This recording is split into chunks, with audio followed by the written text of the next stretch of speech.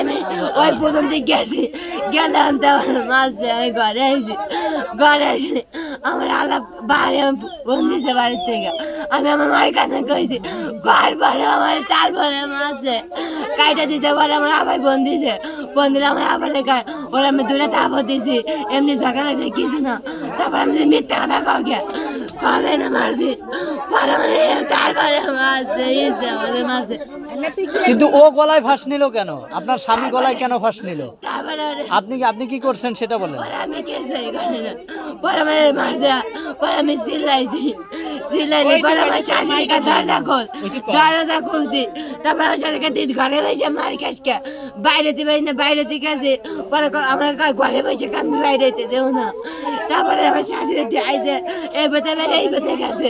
আমার শাশুড়ি পরে আমার শাশুড়ি কাছে যে করে বসে থাকবি, ঘরে যাবি না, ওনাদের কাছে গাড়িতে আবার গাড়িতে না, খারাপ ভাষা ব্যবহার না করি। তো আপনি যে এই যে ঝগড়া করছেন, এখন তো আপনি একা হয়ে গেলেন, আপনার স্বামী তো হারাই গেল। আমি কাগজ দিয়েছে, আমি তো জানি না গলায় ধরে নিয়েছে।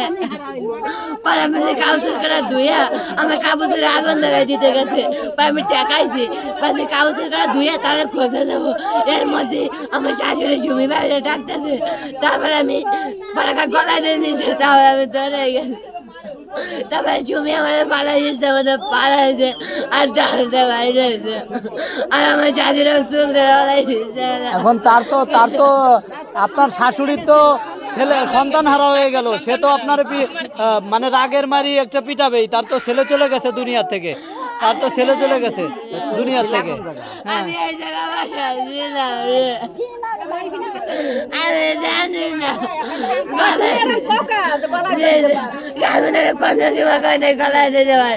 আমি কইছি আমি মরে যাবো, আমি